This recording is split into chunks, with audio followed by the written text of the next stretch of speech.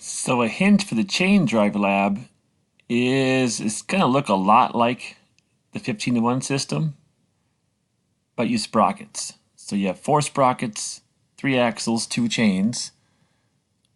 The picture here kind of shows it. Here's our 1, 2, 3 axles.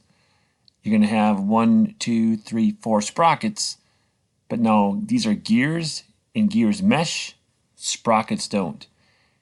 We have to move this axle over a ways and move this axle over a ways so the chain can wrap around one sprocket to the other sprocket and then back, and chain wraps around a sprocket and back.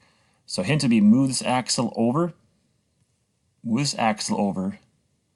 and then find the right combination. They give you a 4 to 1 system. That means 4 driver spins gives you 1 driven spin. In this case, you want 2 2 to 1 systems. So a 2 to 1 into a 2 to 1, because 2 times 2 is 4. So dig through the bin of sprockets. On the one side, you're going to find a real small, hard to read number or count number of teeth.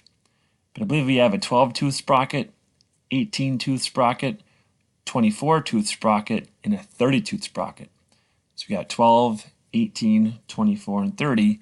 Find the right combinations to give you that 4 to 1 system. All right, hey, good luck with this lab.